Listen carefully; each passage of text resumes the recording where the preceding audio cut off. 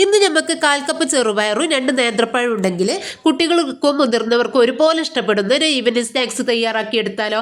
അപ്പം ഇതിന് വേണ്ടിയിട്ട് ഒരു 1/4 കപ്പ് ചെറുപയർ പരിപ്പ് 2-3 മണിക്കൂർ കുതിർത്തിയ ശേഷം ഒരു നുള്ളുപ്പ് ചേർത്തിട്ട് അധികം കുഴഞ്ഞു പോകാത്ത രീതിയിൽ വേവിച്ചെടുത്തതാണ്. പിന്നെ 2 നേന്ത്രപ്പഴം നടുകെ പിളർന്നിട്ട് അത് കട്ട് ചെയ്തും മാറ്റി വെക്കാം. ഇനി ഒരു പാനിലേക്ക് 2 ടേബിൾ സ്പൂൺ നെയ്യ് ഒഴിച്ചിട്ട് കുറച്ച് അണ്ടിപ്പരിപ്പ് ചേർത്തി കൊടുത്തിട്ടുണ്ട്.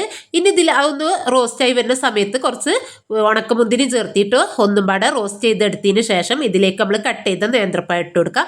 എന്നിട്ടൊന്ന് ലോ ഫ്ലെയിമിൽ ഇട്ടിട്ട് ആ നേന്ത്രപ്പഴമൊക്കെ ഒന്ന് വാടി വരുന്ന വരേക്ക് നമുക്ക് നല്ലവണ്ണം അങ്ങോട്ട് വെന്ത് കുഴഞ്ഞു പോവരുത്, അതുവരേക്കൊന്ന് വേവിച്ചിട്ട് മാറ്റി വെക്കാം. പാനിലേക്ക് തന്നെ ഒരു 100 ഗ്രാമോളം ശർക്കര എടുത്തിട്ടുണ്ട്, അതൊന്ന് പൊടിച്ചിട്ട് ഇതിലേക്ക് ചേർത്തി കൊടുത്തിട്ടുണ്ട്. ഒരു 1/4 കപ്പ് വെള്ളം ഒഴിച്ചിട്ട് ഒന്ന് പാനിയാക്കിയിട്ട് ഉരുക്കി ഞാൻ ഒന്ന് അരിച്ചിട്ട് ഈ പാനിലേക്ക് തന്നെ ഒഴിച്ചു കൊടുത്തതാണ്. ഇനി ഇതിലേക്ക് ഒരു കപ്പ് തേങ്ങ ചെരുവിയത് ചേർത്തി കൊടുക്കാം.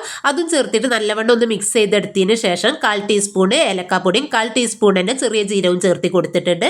ഇനി ഇതിലേക്ക് ഒരു ടേബിൾ സ്പൂണോളം വെളുത്ത എള്ള് ചേർത്തിട്ടുണ്ട്, കയ്യിലുണ്ടെങ്കിൽ ചേർത്തി കൊടുക്കാം. എന്നിട്ട് നല്ലവണ്ണം തന്നെ ഒന്ന് ആ ശർക്കര പാനിലെ തേങ്ങയൊക്കെ ഒന്ന് പിടിച്ച് വരുന്ന വരേക്ക് ഒന്ന് മിക്സ് ചെയ്തെടുക്കാം. ഇനി ഇതിലേക്ക് വേവിച്ച ചെറുപയർ ചേർത്തി കൊടുക്കാം. എന്നിട്ട് നല്ലവണ്ണം തന്നെ ഒന്നും പാടൊന്ന് കുറച്ച് സമയം ഒന്ന് മിക്സ് ചെയ്തെടുക്കാം. ഇനി ഇതിലേക്ക് നമ്മൾ നെയ്യിൽ വാട്ടി വെച്ച നേന്ത്രപ്പഴം ഇട്ട് കൊടുത്തിട്ട് നല്ലവണ്ണം ഒന്നും പാടെ ഒന്ന് മിക്സ് ചെയ്തെടുത്താൽ നമ്മൾ ടേസ്റ്റി ആയിട്ടുള്ള നേന്ത്രപ്പഴം ചെറുപയറും വെച്ചിട്ടുള്ള ഹെൽത്തി ആയിട്ടുള്ള സ്നാക്സ് ഇവിടെ റെഡി ആയിട്ടുണ്ട്. അപ്പോൾ എല്ലാവരും ഒന്ന് ഉണ്ടാക്കി നോക്കണേ.